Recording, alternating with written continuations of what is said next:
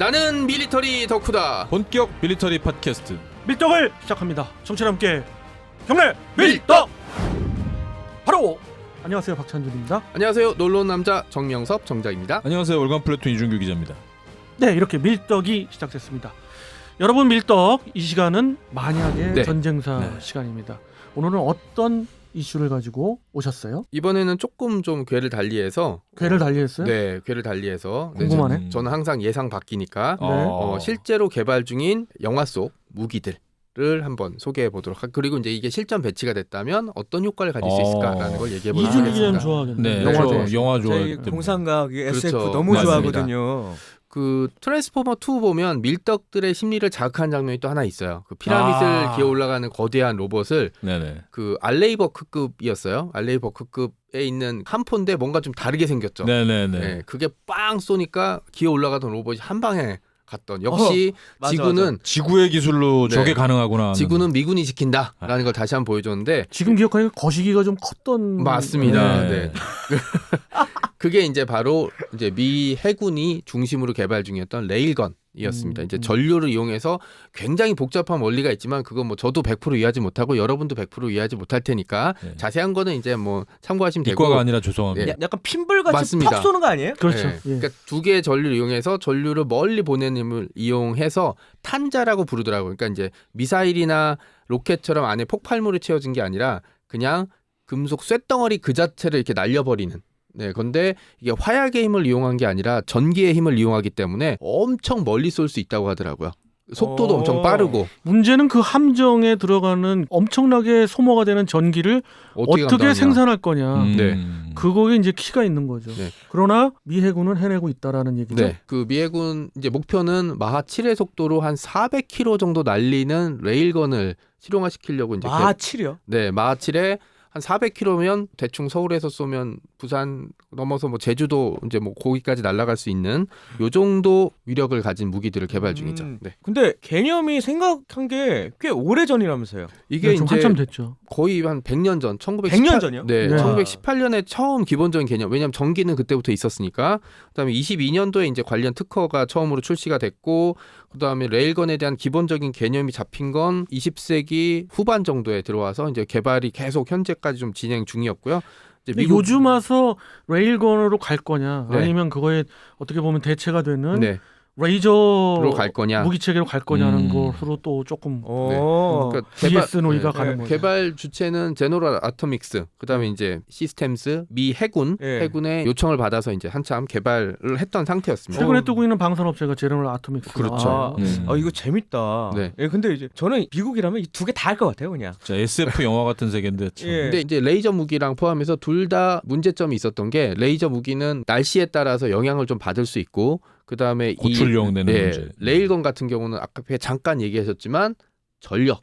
전력. 이걸 어떻게 감당할 거냐. 그래서 애초 계획은 주말 특급의 달 생각이었었는데, 그럼 진짜 트랜스포머 2가 되는 거였죠. 그렇죠. 근데 역시 이제 전력 문제를 해결하지 못했던 거였어요. 그리고 그리고 이제 어떻게 보면 딱 둘 다 기술적 문제에 딱 네. 봉착해 있는 거예요. 그러니까 그걸 여기서- 넘어야 됩니다 지금. 그러니까 어느 쪽이 먼저 넘느냐에 따라서 한데, 현재로서는 솔직히 레이저가 조금 앞서가고 있어요. 아. 왜냐하면 이제 레일건은 전력 문제를 아직 100% 해결하지 못한 상태였는데, 레이저는 어쨌든 날아오는 대공 미사일이나 로켓을 쏠 수 있어서 무력화시킬 수 있는 정도는 출력이 그 정도 나오니까. 아. 네. 또 하나 중요한 거 역시 쩐이죠. 전. 엄청나게- 주말투로 완전 삽질을 해가지고 네.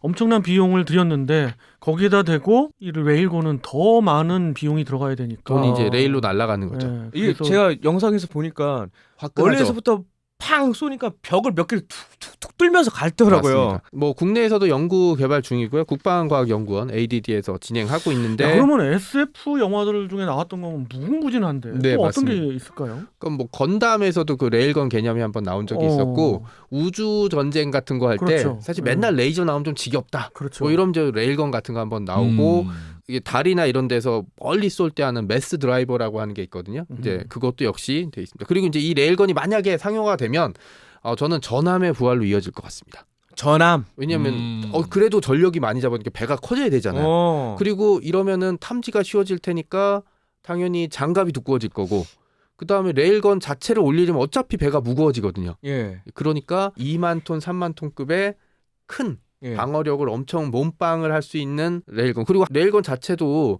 기존의 지금 한포보다는 크기가 훨씬 클 수밖에 없어요. 그러면 가운데다가 3교 올려놓으면 딱 이게 2차 대전 때 아이오와급이죠.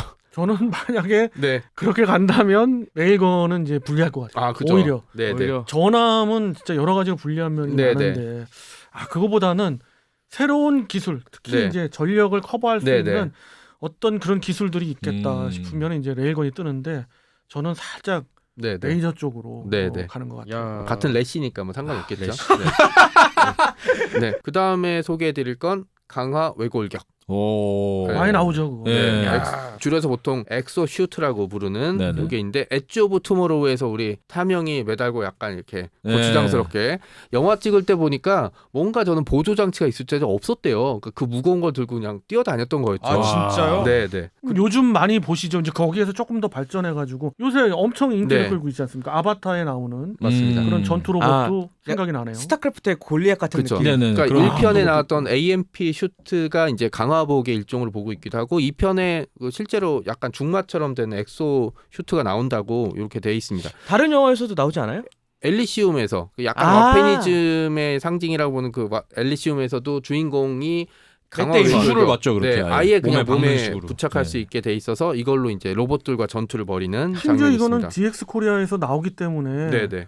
이제 시작이 된 거죠. 네네. 그리고 이제 이게 완전히 새로운 개념이나 뭐 아주 미지의 세계가 아니라 우리나라도 그렇고 미국도 그렇고 유럽이라든지 다른 나라에서 이제 강화 외골격 이게 약간 갑옷 같은 건데 몸에다가 부착해서 하면은 힘을 덜 들여줄 수 있다고 하더라고요. 그러니까 무거운 한 40kg짜리 네, 군장을 맞아, 맞아. 가볍게 들 수 있고 막 네네. 100kg짜리 물건 들 수 있고 요것만 해도 군용 무기에 있어서 일종의 혁신을 가져오는 그렇죠. 거죠. 이게 뭐 개념 자체는 이미 1950년대 네. 미국에서 연구한 게 있으니까요. 그리고 산악 전투에서 상당한 효과를 발휘할 것 같아요. 엄청 쉽게 네. 산을 오르고 내리고 그렇죠. 특히 이제 있잖아요. 미국에서 최근에 급속도로 연구 개발이 진행 중인 게 뭐냐면 아프간 산에 올라가는데 미군이 못 아. 버티는 거예요. 그 체력 좋은 미군이. 미군이 왜냐면 거기엔 다 산이잖아요. 장비들이 늘어났죠. 옛날에 2차 대전 때 비하면 지금 장비들은 너무 많이 늘었죠. 개인 장비가 상당히 무겁고 다양하죠. 지금. 그다음에 탄약도 더 짊어지고 가야 되고 수류탄, 신호탄 뭐 뭐 파츠. 네. 너무 많아지니까 이것 때문에 미군 병사들의 허리와 척추가 아작나고 있거든요. 아이고. 그러니까 일단은 그런 측면에서 그러니까 뭐 이 자체가 무기라기보다는 이걸 착용하게 되면 산도 좀 쉽게 탈 수 있고 허리로 해서 배낭식으로 하면은 무거운 무기도 몰 수 있고 험지 극복이 간단하다. 네. 저희 관련 영상을 봤던 것 같아요. 네, 이게. 네. 연구 많이 하고 있죠, 지금. 우리 한국 전쟁의 그 지게 부대가 그렇죠.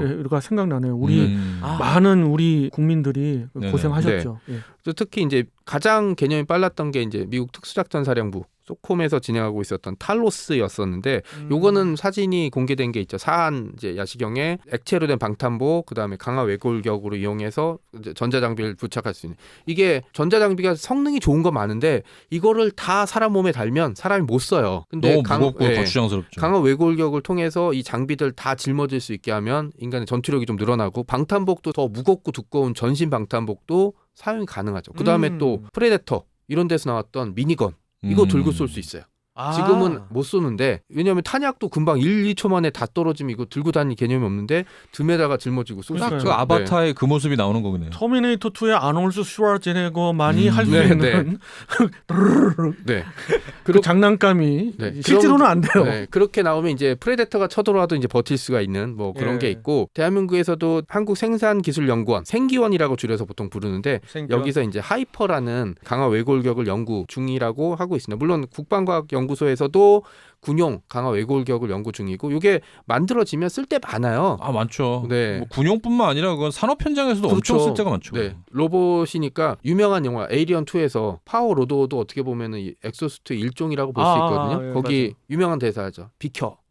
비켜. 꺼져 막 이렇게 얘기할 때 이것도 결국은 사람 몸에 움직이기 때문에 강화 외골격이 실용화되고 이게 어느 정도 기술이 나아지면 아이언맨 슈트나 아. 예, AMP 슈트 같은 강화복이나 소형 로봇까지 이어질 수 있다고 보고 있습니다. 심지어 이게 날아다니는 것도 있긴 하잖아요. 이거 외골격과 다른 거지만 다른 네, 게 뭐냐면 제트수트라고 해가지고 맞- 네, 맞습니다. 있긴 있습니다. 예, 네. 그 있으니까 기술이 좋아지면 다 다 조그맣게 달수 있죠. 만들고 이제 합체하면은 제트팩이라는 것도 사실 지금 실용화돼 있는데 이걸 하려면 팔에 끼워야 되고 배낭에 매야 되니까 무거우니까 다른 무기를 못 차는데 강화 외골격에 있으면은 거기다 달면 되니까. 네, 200kg까지 감당되면 그걸로 50kg.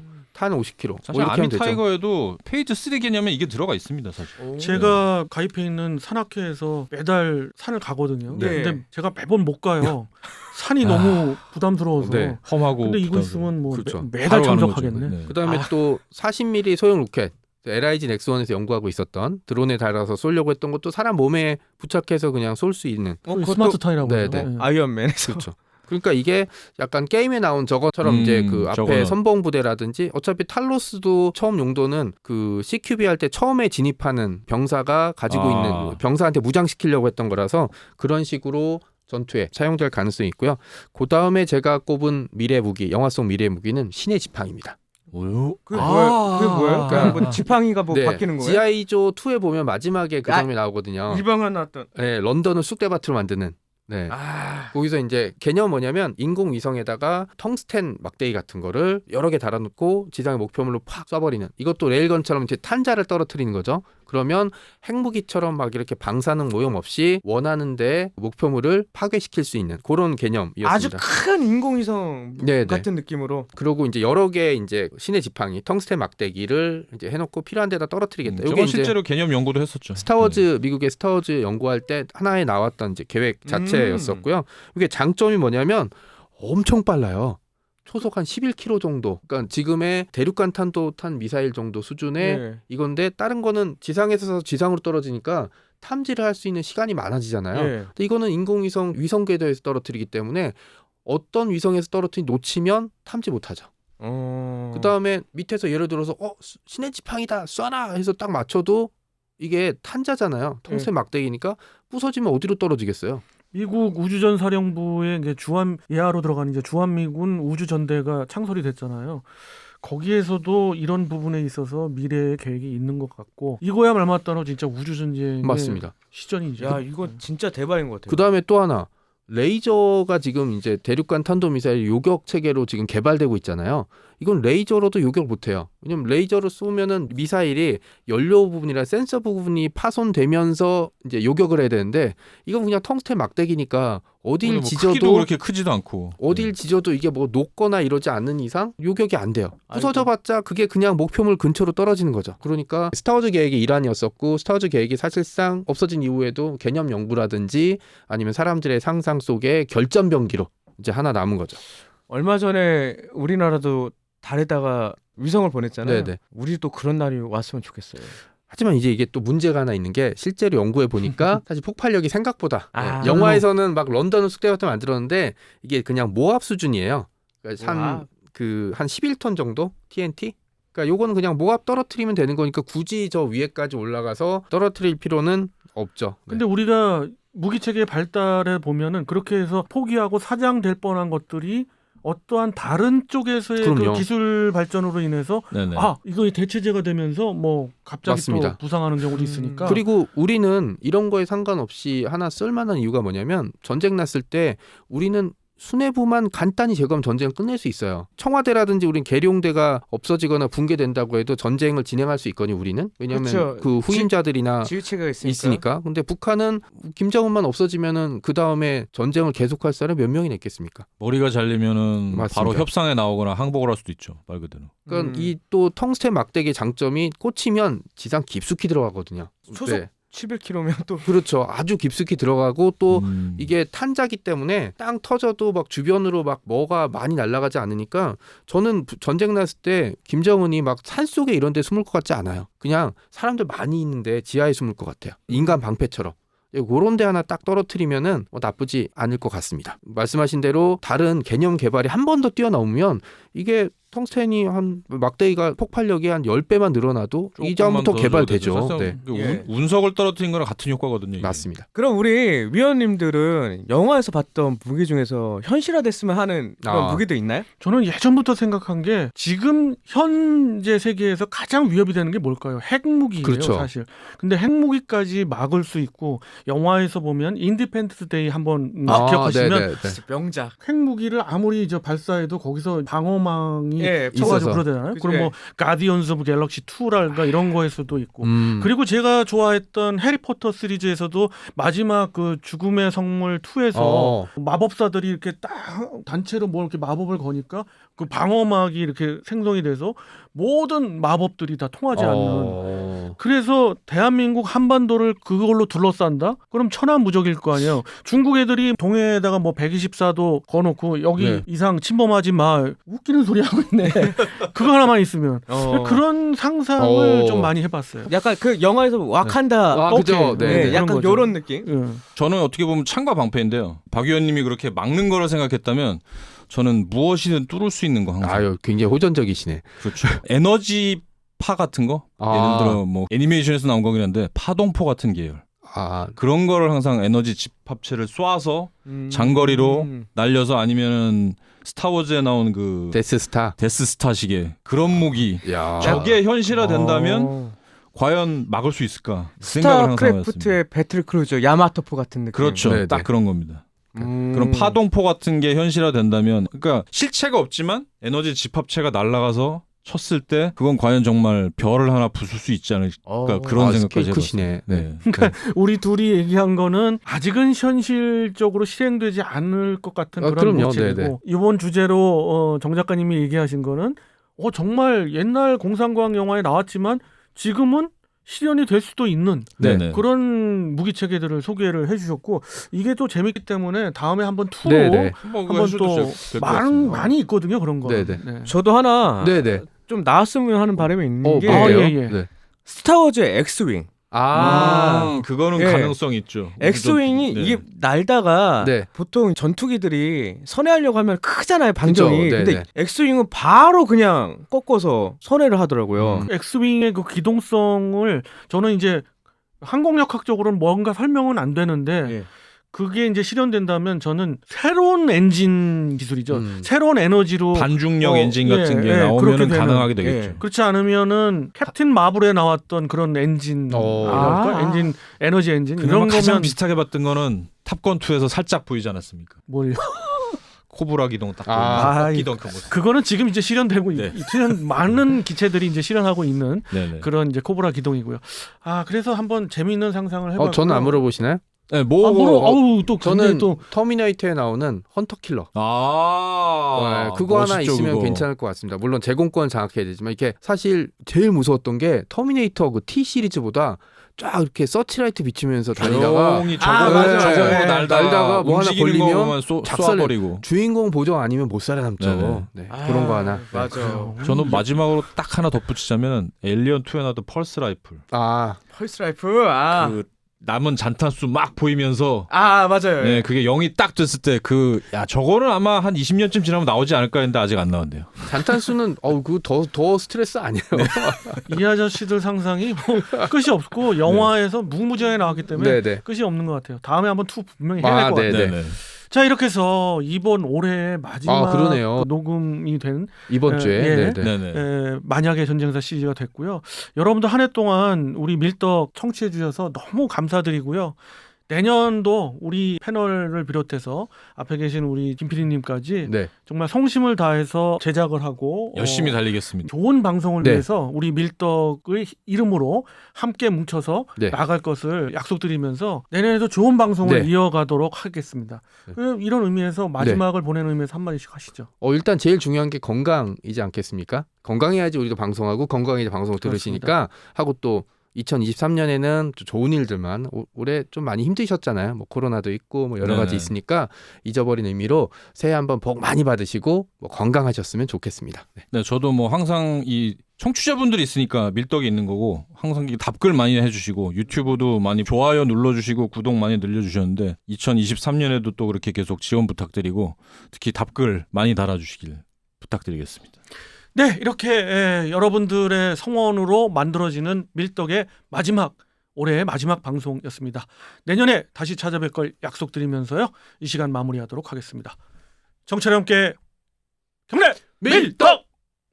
안녕. 새해 복 많이 받으세요. 새해 복 많이 받으십시오.